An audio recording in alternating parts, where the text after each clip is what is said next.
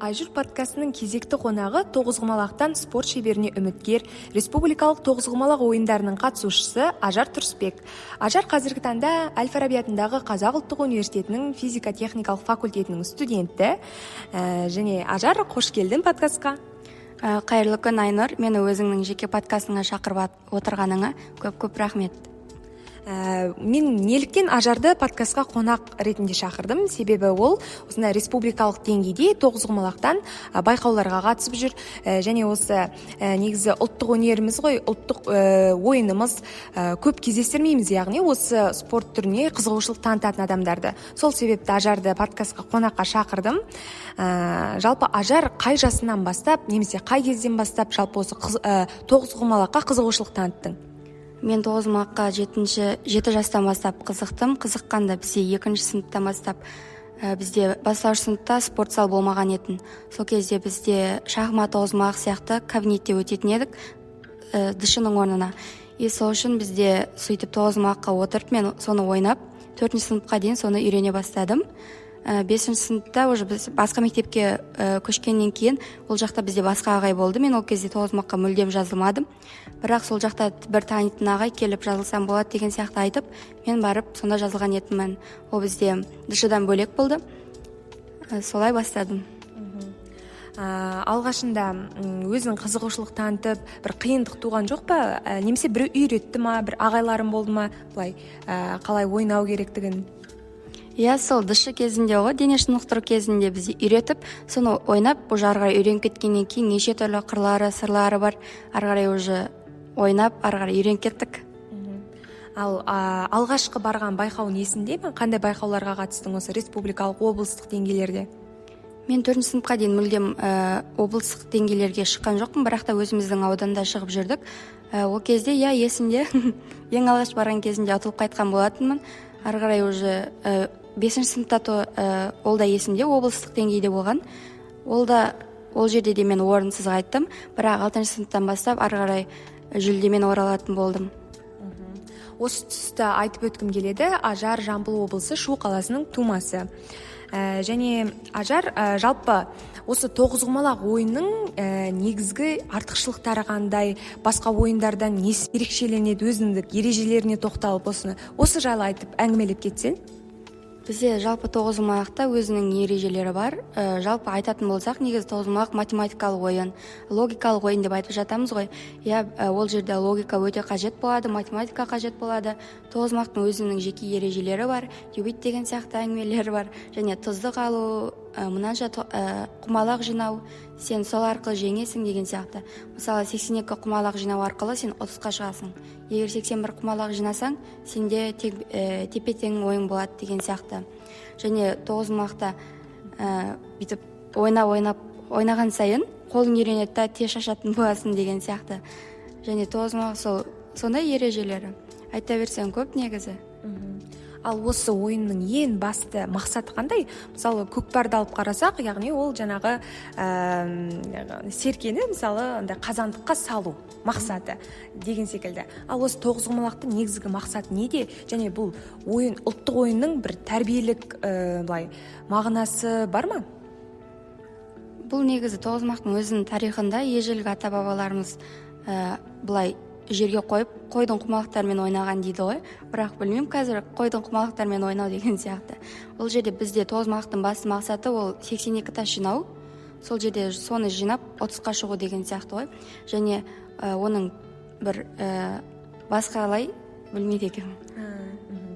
Яғни осы тоғызқұмалақ қазақ және қырғыз халықтарының ұлттық ойыны болып саналады. Жалпы осы республикалық байқаулардан жеңген адамдар былай тағы да халықаралық деңгейге шыға ала ма осы ойын бойынша?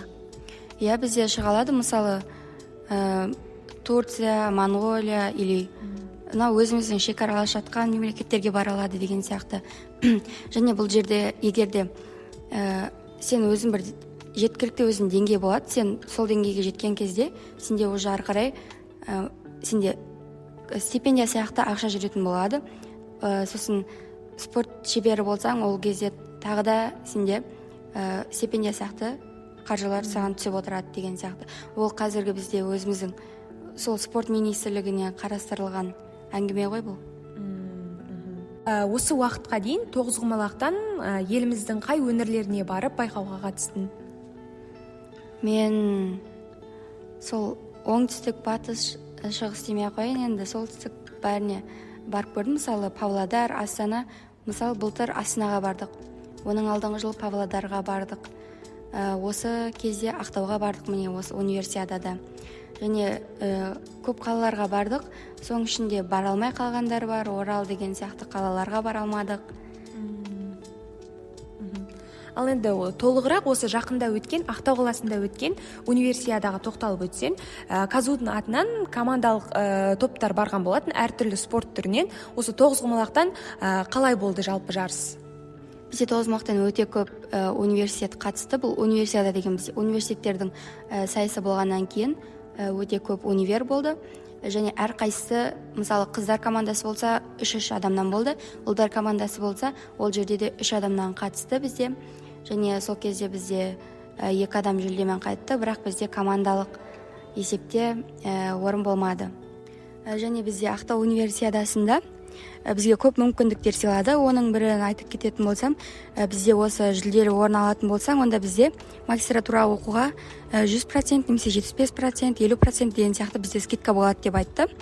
Және осы кезде бізде тағы да айтып кететін болсам, бізде өзінің формаларын берді, арнайы спортсмендерге деп және спортсмендерге деп арнайы жатақхана берді, тегін тұруға.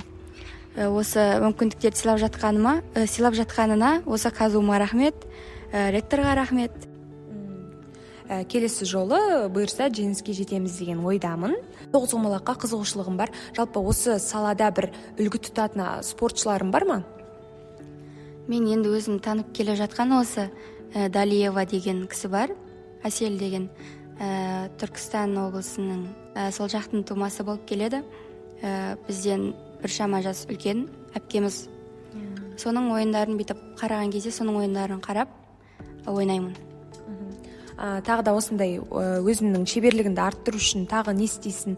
Мысалы белгілі бір кітаптар бар ма бұл ойынға арналған, немесе жаңағындай түсіндірмелі бейне жазбалар бар ма YouTube желісінде дегендей? Мен өзім бірде-бір YouTube жазбасын көрмеппін, бірақ бізде сол ойынның жазбалары болады. Мысалы жаңа айтып отқандай Далиеваның өзінің кітабы бар деген сияқты. То есть сол ойында жазылған кітаптар болады. Мысалы республикалық деңгейде болсын, сол жердегі, мысалы дюбит деп айтамыз ғой, сонымен бірге ойнаймыз. Және де бұл жерде өзінің кітаптары бар негізі, бірақ мен оларды қарамаппын. Және осы университетке келгеннен бері тоғызқұмалағым одан сайын бүйтіп ойнау шеберлігім арта түскен сияқты. Себебі сол қазіргі апайымыз өзімізге бүйтіп қатты үйретеді. Сол үшін менде қазір қызығушылық артып жатыр, ал бұрын менде қызығушылық болмай тек жүретін солай қызығушылықсыз. Негізі өте керемет ойын, басқалардан қарағанда ерекше. Мысалы көп таралған, мысалы футболға қызығатындар көп деген секілді, тағы да басқадан не деп айтса, волейбол, баскетбол, бірақ тоғызқұмалақ, шахмат деген бұл көбіне жаңағы логикаға, жаңағы математикаға, ақылға көбірек салатын ойындар. Бұлар өте ерекше деп санаймын. Ал енді өзінің басқа қандай хоббиларың бар? Тағы бос уақытында немен айналысқанды ұнатасың? Менің негізі хоббиім деп айтатын болсам, мен жаңа нәрселерді көп танығанды ұнатамын. Мысалы, не істеп көрмедім, соның бәрін істеп көргім келеді. Мысалы, маған серуенде ұнайды, ар жаққа барып. Және хоббиім ретінде мен мысалы көп кино көремін, мысалға айтатын болсам. Және бір нақты тұрақты түрде менің хоббиім жоқ деп айта аламын. Сол ары бері серуендегенді ұнатамын, қалаларды аралағанды ұнатамын. Сол. Ең сүйікті қалаң қай қала деп сұрақ қойын. Енді қалай айтсам болады оған. Енді әрине бірінші орында өзімнің шуым, екінші орында сол Алматы, Астана. Ажар, сен қазіргі таңда физика-техникалық факультетінде білім алып жатырсың. Болашақта осы мамандық бойынша жұмыс атқарасың ба? Мен қазіргі таңда физика-техникалық факультетінің физика-астрономия мамандығы бойынша білім алып жатырмын. Мен негізгі осы факультетінде физика мамандығына түскім келген болатын, научный. және ол кезде мен келген кезде ол жерде орын болмады деді да. Мен физика астрономияға түскен болатынмын. Және сен келесі семестрде ауысасың деген сияқты айтты, бірақ бұл мамандығым өзіме сәл ұнап қалды. Сол үшін түстім, бірақ та ауыспадым яғни. Және болашақта мен астрономик боламын деп айта алмаймын. Болашақта оны көре жатармыз, бірақ қазіргі таңда, мысалы мен қазір айтатын болсам, физика менің өзімнің ұнатпайтын сабағым. Бірақ сонда да физикаға түсіп алдым. Білмеймін. Енді болашақта көре жатармыз. Жалпы физиканы неліктен таңдадың? Или грант көп болған үшін ба? Или қандай себептер болды, мысалы? Менде ОБТ-да жинаған кезде менде физикадан математика көп болды. Бірақ менде математикаға балл жетпеді. Мен сол үшін де физикаға түстім. Бірақ сол ОБТ-да да сол физикадан төмен балл жинап, қазірде бірақ енді чөт-чөт миыма кіріп жатыр енді. Қазіргі таңда физика. Ал сонда өзіңді қандай бағытта көресің? Болашақта қандай салада қызмет атқарғың келеді? Мені негізі осы ОБТ-да пән таңдайтын кезде маған өзім физмат неге таңдап алғанын білмеймін. Маған негізі бүйтіп қарап тұрсам, негізі сол филфак па немесе сол эконом. Енді екеуі арақашықтығы үлкен ғой, бірақ та сол мамандықтарда өзімді көре алатын сияқтымын. Бірақ физикада білмеймін, оны көре жатармыз.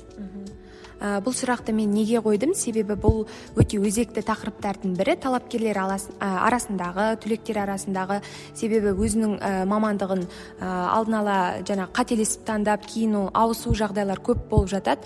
Бұның өзі бұл әсер етеді, яғни адамға, себебі бейімделеді, орта бар дегендей, таңдау бар, ОБТ, бұның барлығы әрбір студентке әсер ететін белгілер, факторлар болып табылады. Ал енді сен өзің қандай кеңес берер едің осындай өз мамандығынан жаңылмас үшін басқа талапкерлерге?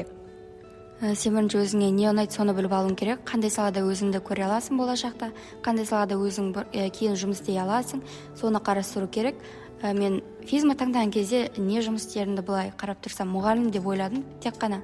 Енді сол мұғалім бағытта келе жатыр, болашақта магистратура оқып, енді ары қарай жұмыс істемесем, енді болашақ талапкерлерге мен айтарым, не қалайсыздар, соған түсіңіздер, біреудің қыстап түскендеріне түспеңіздер деп айтсам болады. Мені ешкім қыстаған жоқ, сөзіне қарап отырсаңыздар. Өзім таңдап түскен пәнім. Ал енді осы тоғызқұмалаққа қызығушылығы оянайын деп жүрген, осы спорт түріне қызығушылығы бар жандарға қандай кеңес бересіз? Мысалы, республикалық деңгейде жүрсінде, не айтар едің? Басында осылай дамытсаңыз болады деген секілді. Мен негізі басында мүлдем өзімді дайындап, қатты бір ойнамайтынмын. Яғни өзім қатты дайындалмайтынмын, тек қана сол бар деңгеймен ойнап жүретін едім, оны қатты шыңдамай. Ал қазіргі жаңадан бастап жатқан адамдарға айтарым, дайындалыңыздар, егер де сіздерге қызықты болса, үйреніңіздер. Арнайы программалар бар үйренуге, немесе кітаптар бар, соларды қарап үйренсеңіздер, мықты спортшы боласыздар. Мен сияқты бүйтіп қатты ойнамай емес, нормально ойнап. Мен қазір бүйтіп қатты деңгейде болмағаннан кейін қазір шыңдалып жатырмын. Бұрын қатты дайындалмайтынмын. Мен саған жарайсың деп айтар едім. Болашақта осы тоғызқұмалақтан спорт шебері атанып, республикалық деңгейде өзіңді дәлелдейсің. Сол кезде тағы подкастқа шақырамын. Осындай шығармашылықтар табыс тілеймін. Жалпы спортта өсе бер. Сұхбат үшін тағы да рахмет. Рахмет, Айнұр. Саған да шығармашылық табыстар тілеймін. Сені енді осы Айнұрдың подкастына келдік деп айтып жүретіндей, белгілі бір сені жоғары деңгейлерден көре берейік.